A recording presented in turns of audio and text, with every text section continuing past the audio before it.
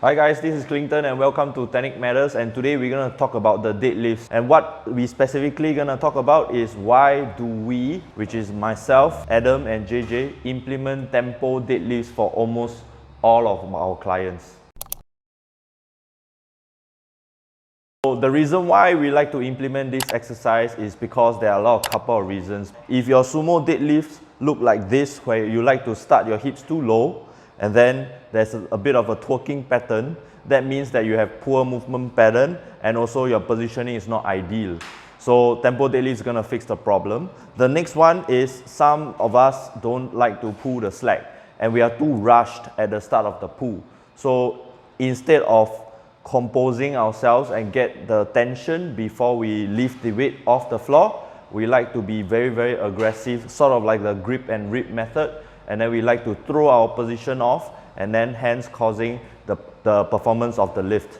The next one is definitely most of us, if we are not very skilled in doing either a conventional or sumo, you guys will probably have the issue of not using the legs to create that initial drive off the floor. So there are a lot of times where you guys just create that motion of pulling the weight up instead of using your legs to stand the weight up. Most of the time this is caused by a lot of hamstring tension, meaning you're not getting enough hamstring tension before you create the initial lift off the floor. Okay, and that also means that you have failed to maintain your torso angle, especially from the start of the lift to the knee. So if you are not maintaining the torso angle from the start of the lift to the knee, we know that you are not using your legs and utilizing your quads to fire the weight off the floor. We basically know that you are using your back to sort of, and body weight to sort of lever the weight up, which is not very efficient when it goes to a very heavy weight. Last but not least, it is overcorrecting. What does overcorrecting means? Basically, you are trying to get as upright as possible. Definitely,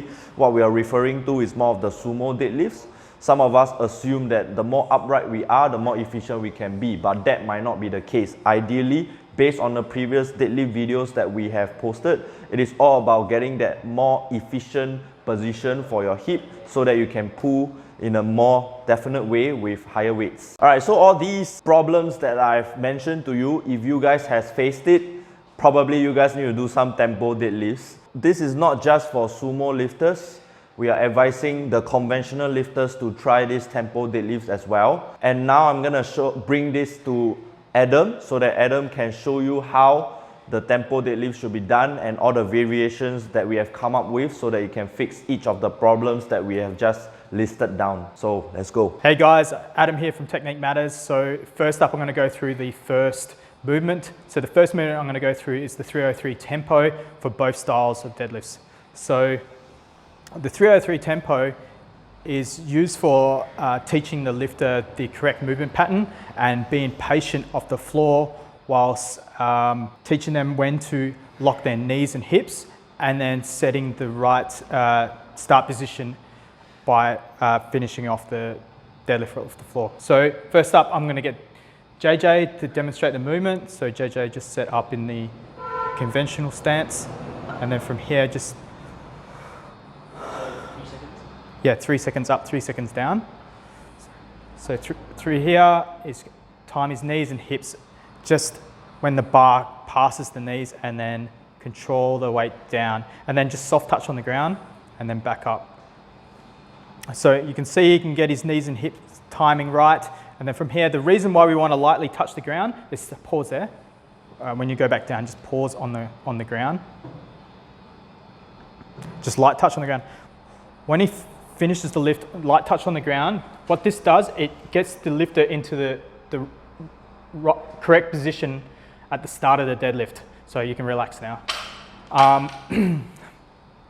By filming this lift from the side, you'll see the correct start position for the lifter, for most lifters, for sumo and conventional deadlifts. So the correct torso angle and hip height.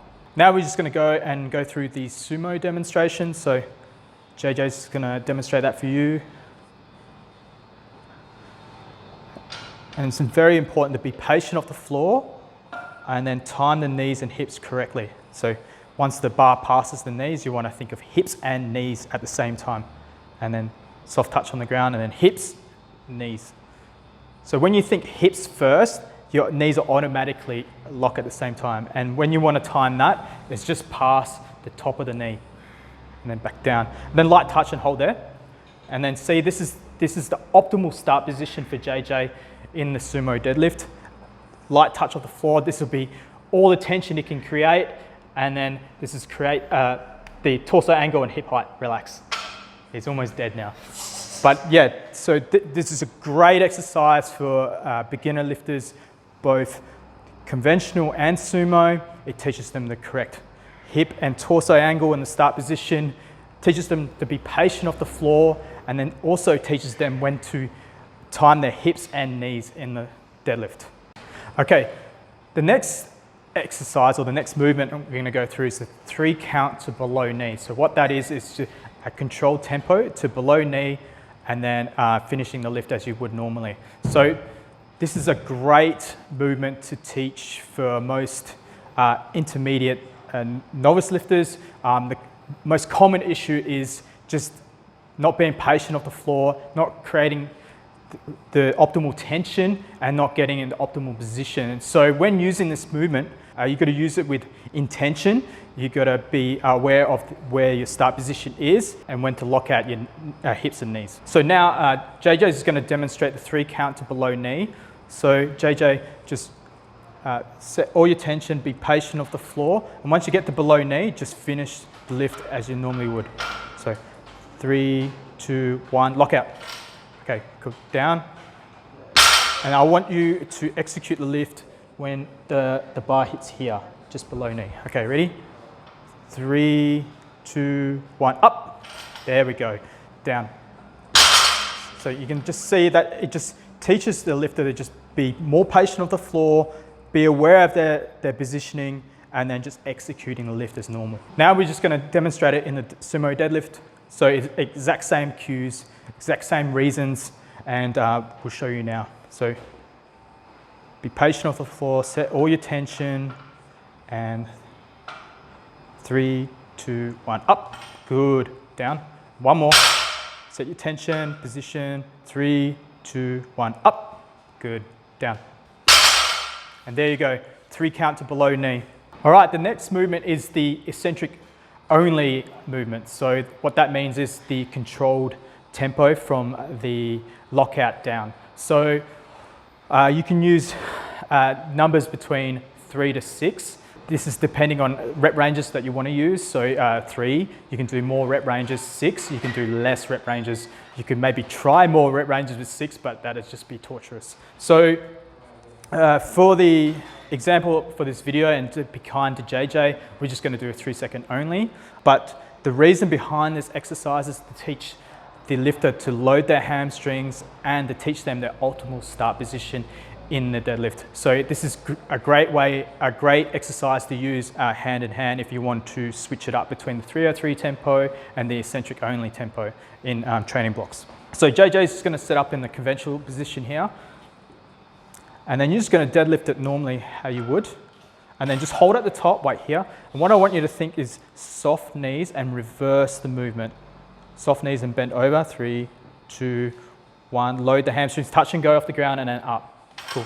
The reason why we touch and go from the top down is to teach them the start position as well. So the best way to film this is from the side, so you're aware of the torso and hip angle at the bottom of the deadlift, and this is the optimal position for the start of the conventional or the sumo deadlift. So now we're going to demonstrate it with the sumo deadlift. So same purpose, same reasons why we're going to do this. So JJ is going to set tension, pull the bar up, and then hold at the top. And what JJ is going to do from here is reset his breath and reverse the movement down in a controlled manner. 3, 2, 1. Light touch on the ground and then back up. Now reset your breath. 3, 2, 1. And you can see his hips and torso position at the bottom of the deadlift each time. So this is teaching him how to load his hamstrings in the start of the deadlift and set correct tension. And then 3, 2, 1, and then just relax. Done.